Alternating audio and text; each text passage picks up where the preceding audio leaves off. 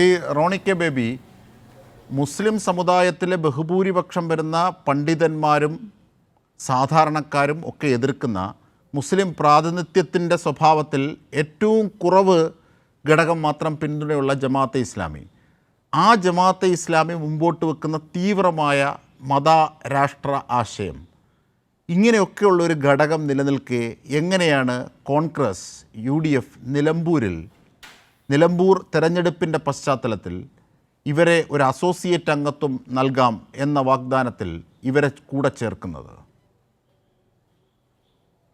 ഈ CPM-ന്റെ ഈ വാദഗതികൾ കേൾക്കുമ്പോൾ വലിയ അത്ഭുതം തോന്നുക.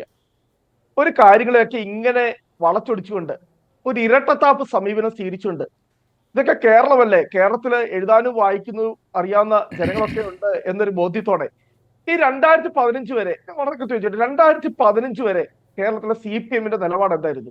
ജമാഅത്തെ ഇസ്ലാമി. ഞാൻ ശ്രീ റോണി കെ ബേബി, ഞാൻ ആദ്യം തന്നെ ചോദിച്ചോട്ടെ, നിലമ്പൂർ പശ്ചാത്തലത്തിൽ ഇപ്പോൾ ഇവിടെ എങ്ങനെ എന്നുള്ളത് സംസാരിക്കാം. 2019, 2021 ജമാഅത്തെ ഇസ്ലാമി നിങ്ങൾ പിന്തുണച്ചിരുന്നു. അവരുടെ കേവലമായൊരു പിന്തുണയല്ല, VD സതീശൻ അത് പരസ്യമായി പ്രഖ്യാപിക്കുന്നു, അവർ പരസ്യമായി വാർത്താ സമ്മേളനം നടത്തി പറയുന്നു എന്ന് മാത്രമല്ല, അസോസിയേറ്റ് അംഗത്വം എന്ന തദ്ദേശ സ്വയംഭരണ തെരഞ്ഞെടുപ്പ് വരാൻ പോകുന്നതോടുകൂടി അസോസിയേറ്റ് അംഗത്വത്തിലാണ് UDF-ൽ ജമാഅത്തെ ഇസ്ലാമിയുടെ ഈ വെൽഫെയർ പാർട്ടി പ്രവർത്തിക്കുക എന്നൊക്കെയുള്ള അർത്ഥത്തിലെ ചർച്ചകളാണ് പുരോഗമിക്കുന്നത്. ഈ വേളയിൽ പണ്ടത്തെ കുറേ കാര്യങ്ങൾ എടുത്തു പറഞ്ഞിട്ട് അങ്ങനെ പറയുന്നത് സ്വയം അപഹാസ്യമാണ്. നമുക്ക് ഇപ്പോൾ ഇവിടുത്തെ കാര്യം സംസാരിക്കാം. അല്ല, തീർച്ചയായിട്ടും ഞാൻ ചോദിച്ചു, ഈ പണ്ടത്തെ കാര്യങ്ങൾ സംസാരിക്കരുത് എന്ന് പറഞ്ഞ എന്താ അർത്ഥത്തിലാണ്? ഇരട്ടത്താപ്പ് ചൂണ്ടിക്കാണിക്കണം. എവിടെയാണ് ഇരട്ടത്താപ്പ്? ആരെങ്കിലും പിന്തുണച്ചു എന്നുള്ളതല്ല, ഇവിടെ ഒരു സഖ്യകക്ഷിയുടെ സ്വഭാവത്തിൽ അവരെ കൂടെ കൂട്ടുന്നു, അവരെ കൊണ്ടുപോകുന്നു. അത് ശരിയാണോ എന്നുള്ളതാണ്. അവരുടെ നിലപാട് സംബന്ധിച്ച് UDF-നും കോൺഗ്രസിനും പറയാനുള്ളത് എന്താണ്? സാക്ഷാൽ മുസ്ലിം ലീഗിന് എന്താണ് പറയാനുള്ളത് നിങ്ങൾ കേട്ടിട്ടുണ്ടോ? മുസ്ലിം ലീഗിന് പറയാനുള്ളത് നിങ്ങൾ കേട്ടിട്ടുണ്ടോ?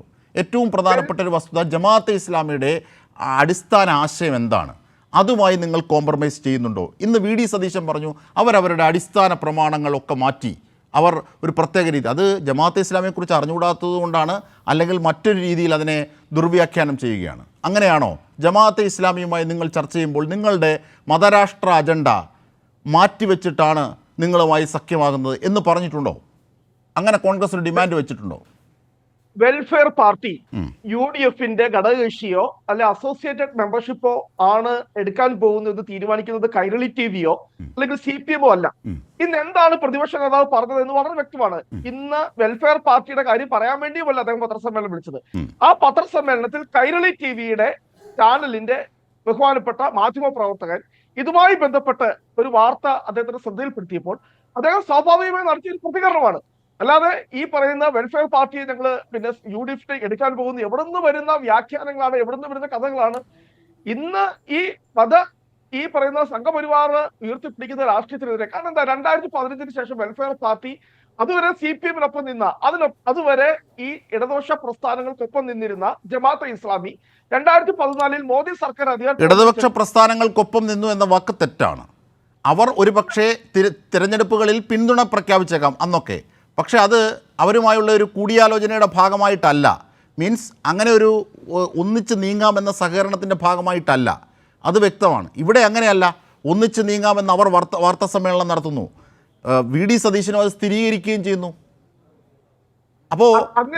അപ്പോൾ പൂർവ്വകാലങ്ങളിൽ അവർ പിന്തുണച്ച ഇടതുപക്ഷത്തിൻ്റെ കഥ പറഞ്ഞ് ഇപ്പോൾ നിങ്ങൾ അവരുമായി ഉണ്ടാക്കുന്ന ഈ സഖ്യ സ്വഭാവത്തിലെ സഹകരണത്തെ ന്യായീകരിക്കാനാകുമോ റോണി കെ ബേബി?